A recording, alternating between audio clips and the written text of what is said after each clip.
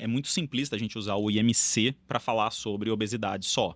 Até porque ele é um cálculo que leva em conta o peso e a altura. Então, pode ser que eu tenha uma pessoa que tem uma estatura não tão alta assim, mas tem uma massa muscular muito alta, muito O Schwarzenegger. desenvolvida, exato. Ele vai ter um MC alto, e não Sim. necessariamente essa pessoa tem resistência à insulina, por exemplo, que a gente vai falar daqui a É. pouco. Pelo contrário, pela massa muscular que ele tem, ele geralmente vai ser É magro? até mais sensível, É. exato. Então, esse eu acho que é um ponto que a gente precisa ter cuidado, ao mesmo tempo que a gente tem que ter cuidado para não haver, talvez, uma romantização da obesidade em si, como tem um certo caminho tomado, assim, por uma parte da sociedade, para mostrar, gente, realmente é uma condição de saúde que precisa de muita atenção. Não vamos dizer assim que não é saudável ser obeso. Uhum. Não quer dizer que nem todo obeso tem o mesmo risco associado Exato. às outras doenças, Exato. mas logicamente ele já está em risco para várias outras Sim. alterações. A gente falou sobre a gordura visceral, falou sobre obesidade, mas talvez dentro do cerne também da síndrome metabólica como um todo, a gente tem o que a gente chama de resistência à insulina. Uhum. E, inclusive, é um dos mecanismos que vai levar a longo prazo no diabetes tipo 2, que é o diabetes associado em si mais à síndrome metabólica. Como funciona essa fisiologia em si de resistência à insulina? Esse acúmulo de gordura visceral, por exemplo, é o que mais leva à resistência e, consequentemente, todos os efeitos que ela tem? Sim, tudo começa com o ganho de peso, principalmente visceral, né? Então, esse acúmulo de gordura visceral, que pode estar no fígado, pode estar no coração, pode estar no pâncreas. E aí, o que acontece? Começa a aumentar a glicemia, o corpo começa a aumentar a produção de insulina através das células beta-pancreáticas. Só que essa insulina, ela não é tão eficaz, porque esse corpo, ele tá, entre aspas, inflamado, com citocinas inflamatórias. Então, ela não consegue se ligar no receptor dela e captar toda a glicose com eficiência. E com isso, o pâncreas vai aumentando a produção de insulina. Chega uma hora que essa insulina tá no topo. Eu brinco assim, que o pâncreas ele tá até cansado de tanto produzir insulina. Só que ainda não deu conta e a glicose começa a escapar. Então, começa a fazer hiperglicemia. Nesse período de hiperglicemia é que a gente tem lá o pré-diabetes, né? Que seria o quê? Glicemia de jejum acima de 100 até 125, ou diabetes, glicemia maior que 126, ou glicada, que é uma média dos 3 últimos meses, entre 5,7 a 6,4 e maior que 6,5 diabetes. E aí, desse pré-diabetes, que já é um sinal amarelo, olha, atenção, sua saúde, aí pode, com a evolução, ter diabetes mesmo diagnosticado.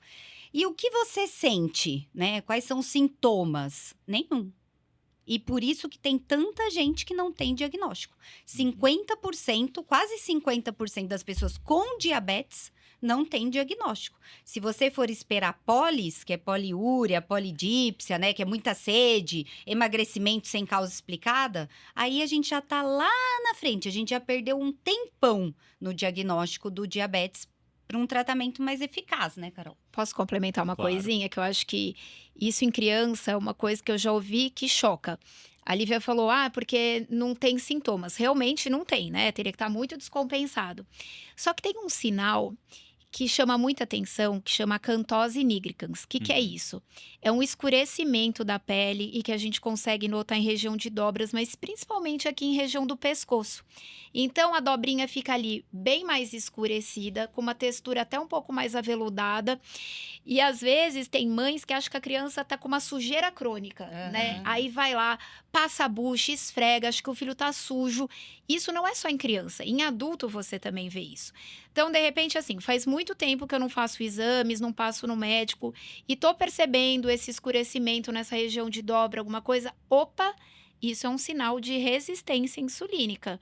Então, vamos dar uma olhada se eu já não tô pré-diabético, né? Porque às vezes foi o que a Lívia falou, você já tem essa resistência, mas essa produção de insulina ainda tá dando conta, a glicemia ainda tá normal.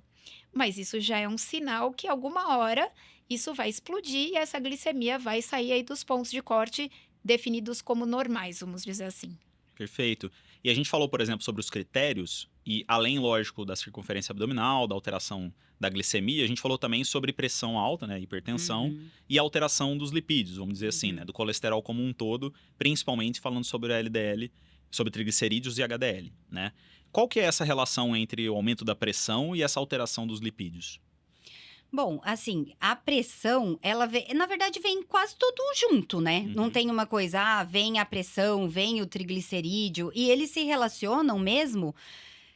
Na verdade, assim, o triglicérides, ele tem mais relação com diabetes do que com a pressão. Então, tem um estudo muito legal, que é um estudo de vida real, mostrando assim, qual é o fator mais importante para infarto? Aí é a pressão. Qual é o fator mais importante para AVC? Ele põe até como uma glicada, sendo quase o mais importante. Insuficiência cardíaca, glicada, é muito importante. Por isso que os inibidores de SGLT2, né, que é o Forxiga, o Jardiance, eles vieram e mudaram esse cenário. Então, não tem uma coisa, ele se relaciona mais com hipertensão ou com triglicerídeo.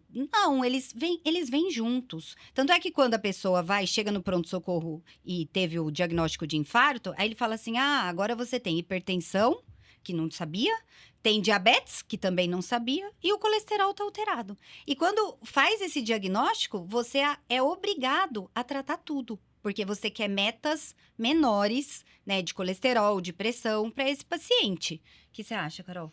Sim, porque aí a hora que ele tem o evento cardíaco, a gente entende que ele é um paciente já muito mais grave. Então, eu falo que sobe o sarrafo. Porque aí o colesterol dele, o LDL, ele tem que cair para 50. Peraí, até eu saber do problema, de repente, eu era um paciente que tinha um risco menor, então eu poderia tolerar valores de 100. Opa, de repente agora virou 50.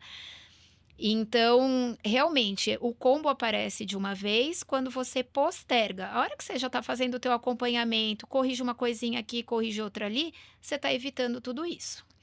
E isso que a Lívia falou também, vocês falaram lá atrás, mas do câncer. Poxa, quantos cânceres têm correlação com peso? Então, intestino, esses dias mesmo eu estava vendo, foi no Instagram, mas eu lembro que uma rede que tinha uma fidelidade, vamos dizer, que tinha uma informação mais precisa. E realmente mostrando e conversando com os oncologistas, eles querem trazer rastreamento de colonoscopia para uma idade menor que 50, mesmo sem antecedentes. Por quê? Por conta dessa relação com o estilo de vida, alimentação ruim. Então, cada vez mais cedo, você descobrindo algumas doenças que podiam ter sido evitadas e aí você não chegar nesse ponto extremo de repente, caiu tudo no meu colo. Perfeito. E saiu agora, foi no começo do ano, agora de 2025, um posicionamento da Sociedade Brasileira de Endocrinologia dessa relação mais com o diabetes. Quando eu vou rastrear? Porque é interessante isso, né? Até saúde pública, tá? Quando que eu vou ficar pedindo exame para ver se o indivíduo tem ou não diabetes? Todo indivíduo acima de 35 anos.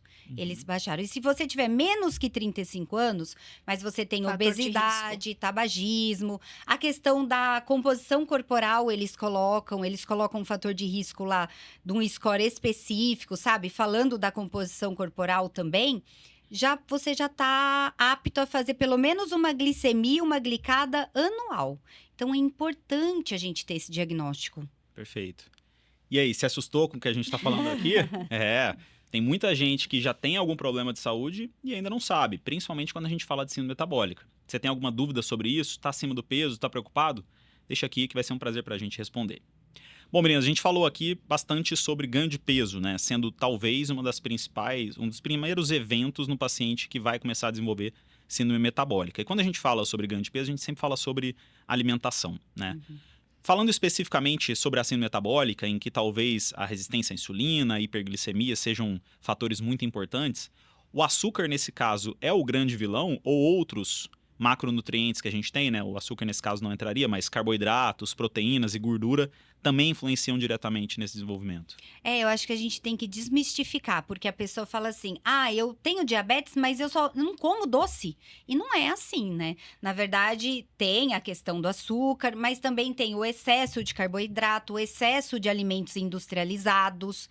Não só o doce, mas também o seu estilo de vida sedentário. Então, a alimentação é muito importante, mas a gente tem que associar aí também o exercício físico. Então, não deixaria assim só o açúcar, só o doce como principal. Ele pode até ser um alimento que tem muita caloria, engorda, ganha peso, sim, mas não é só ele o grande problema, né? Tem gente que não come doce, mas come McDonald's, come pizza todo dia. Muita fritura. Uhum. Outra coisa importantíssima, muita bebida alcoólica. É Eu verdade. tenho visto isso cada vez mais. Então, de pacientes que têm uma alimentação super regrada. Olha, doutora, de manhã eu como não sei quantos ovos, no almoço tem um pouco de proteína, um pouco de carboidrato, muitas verduras. Assim, é tudo perfeito. Ah, mas aí meu problema é final de semana. Então, na sexta-noite, eu tomo aí de 8 a 12 long necks. Aí, no sábado, eu repito a mesma coisa. Gente, o quanto não tá entrando de calorias, o quanto não tá entrando, né? No geral, desses destilados fermentados, aí depende da bebida que você quer. Eu peguei o exemplo da cerveja, mas isso serve para quem toma muita caipirinha, muito uísque. Então, às vezes, você faz tudo bonitinho na semana e no final de semana você recebe uma carga calórica tão grande de alguma coisa que é desprovido, né, de minerais, de vitaminas, tudo, e que tá ali atrapalhando na tua perda de peso. E aí você fala, mas por que eu faço tudo direitinho? E é refrigerante, aí entra indiretamente o açúcar. Então, tem muita coisa aí. Então, não é o açúcar que eu coloco. Ai, doutora, eu só tomo uma colherzinha de açúcar no meu café preto de manhã. Tá tudo bem, não é isso que vai te matar. Outra coisa diferente é, eu tomo uma garrafa de café ao longo do dia. E esse café todo tá entrando açúcar. Eu bebo um monte no final de semana. Ah, minha comida, eu como muita fritura, porque é mais prático. Então, não é realmente só o O açúcar. iFood, né, poderia Uhum. também ser um vilão. Às vezes a gente fala, quanto você gasta de iFood, você sabe? Quanto você gasta de iFood por mês? E tem gente que gasta uma fortuna. Sim, E normalmente não pede salada, né? exato. E é interessante a gente falar, né, que surgem várias questões dessa discussão. Talvez uma delas é justamente a diferença entre a quantidade de calorias e o potencial nutricional do alimento, né? Sim. São coisas totalmente diferentes. Existe densidade calórica e potencial nutricional. Eu posso ter um alimento que tem uma densidade calórica muito alta, ou seja, ele tem muita caloria para uma quantidade pequena de alimento, mas o potencial nutricional que ele tem é muito baixo. Que talvez o álcool pode Eu entrar falo, nisso, né? É muito diferente. Ah, eu quero emagrecer, doutora. Tá, existe a alimentação para emagrecer, existe a alimentação para ser saudável. Em geral, elas casam, mas vou dar aqui, vai, um exemplo. Quem que não gosta, né, uma castanha de caju? Ai, que delícia, né, que gostoso. Faz bem, faz super bem. Come um punhado, né, ali um potinho maiorzinho de castanha de caju todos os dias para ver o que vai acontecer com o teu peso. E é uma coisa saudável. Uhum. A mesma coisa, doutora, eu como pouco, eu como muito pouco mesmo. Ó, pergunta pro meu esposo, pergunta aqui. Come pouco, mas aí num alto teor calórico. Por exemplo, um brigadeiro. Às vezes, dependendo do brigadeiro, vai ter mais calorias do que se eu estiver comendo um pão com ovo, que seria muito mais Sim. nutritivo, que tem ali um carboidrato, tem ali uma proteína. Então, acho que essa diferença é realmente muito importante. Se a gente for falar, por exemplo, do doce, né? O amido, que teoricamente são várias glicoses juntas ali, ele não tem sabor doce, né? Sim. E é o que é mais presente, talvez, nos A carboidratos. farinha, né? Exatamente, farinha, seja Pão, farinha de macarrão. trigo, milho. Não é porque é salgado que não vira açúcar quando a gente faz a Exatamente. digestão. Exato. E talvez aí sim, um açúcar no final, como glicose, sacarose, frutose, seja ela qual for, ela vai ter influência importante nessa resistência insulínica que a gente vai começar a desenvolver, né? E falando um pouco até do ganho de peso e desse aumento de calorias ingeridas, né? Teoricamente, o nosso tecido adiposo periférico ele foi feito justamente para acumular gordura, né? Sim. Então, esse tipo de aumento de peso, ele geralmente é comum. E não é o aumento de peso que a gente falou que causa tanto processo inflamatório. É justamente no momento em que a gente acaba excedendo essa concentração, vamos dizer, o tamanho do adipócito ali que a gente tem, que está na parte periférica, e a gente começa a acumular gordura visceral, que aí sim vem o problema de começar a desenvolver. Porque essa gordura que está ali externa é aquela que a gente vai começar a queimar quando a gente faz o exercício físico, começa a ter um déficit calórico. E aí é realmente a gordura visceral que traz o maior problema. E aí vocês falaram sobre álcool, por exemplo, sobre esteatose hepática, né? Ainda que esteatose não faça parte dos critérios diagnósticos hoje em dia para síndrome metabólica, ela está muito relacionada, né?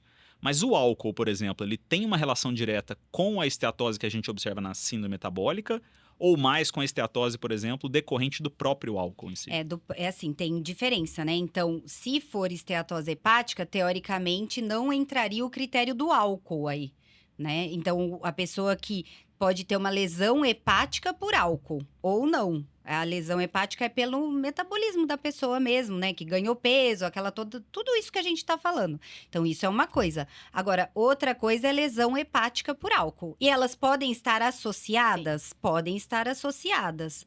Mas existe essa diferença.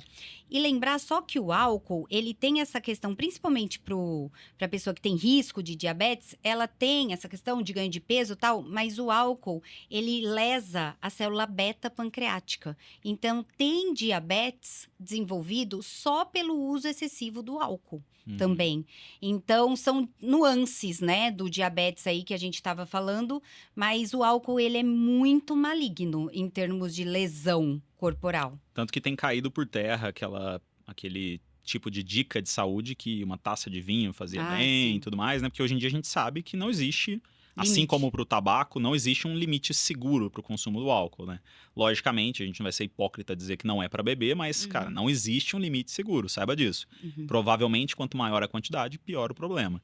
Mas pensando nessa esteatose relacionada à síndrome metabólica, existe também o risco de progressão dessa doença, por exemplo, para cirrose, o hepatocarcinoma, como existe na lesão por álcool?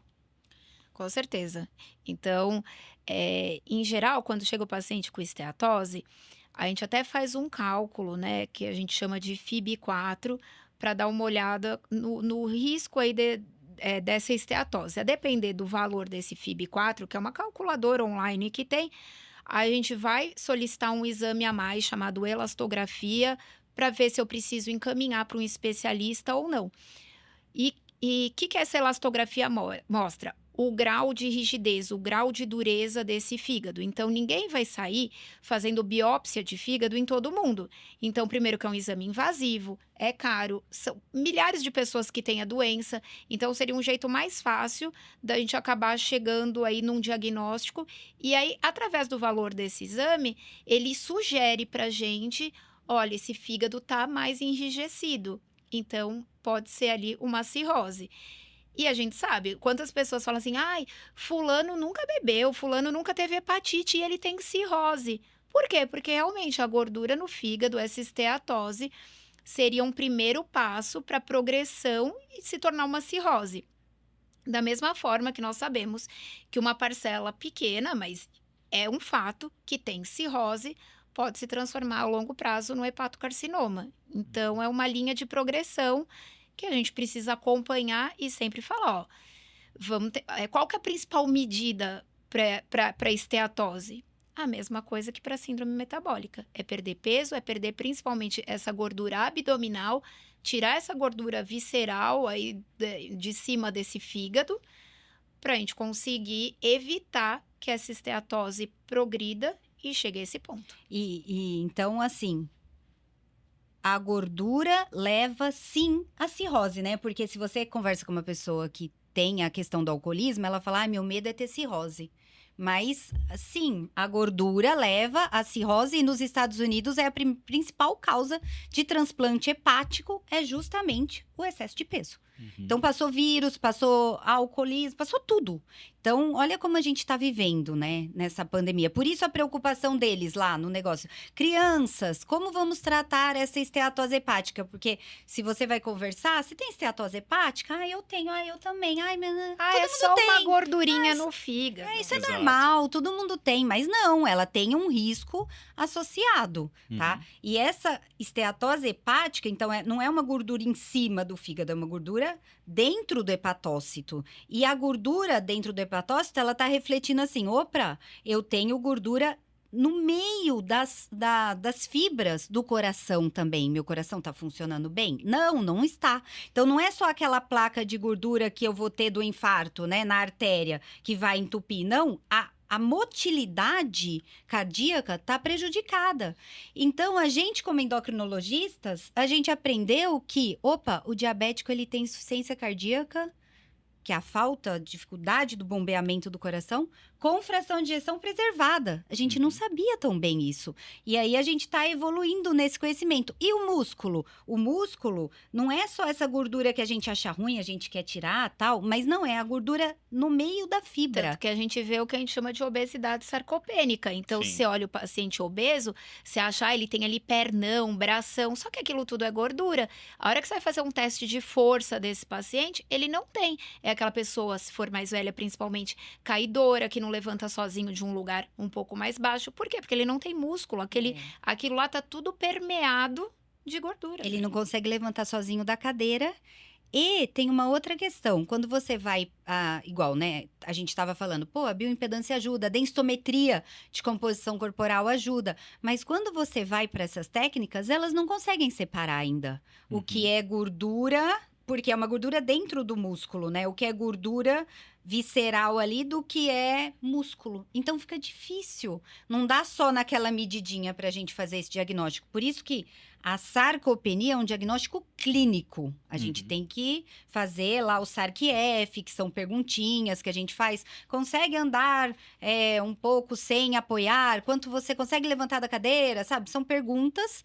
Mas isso é importante a gente trazer também para a nossa realidade, porque você vê um indivíduo, às vezes, de 30, 35 anos, que não consegue fazer isso aqui. Não consegue levantar da cadeira sem colocar a mão.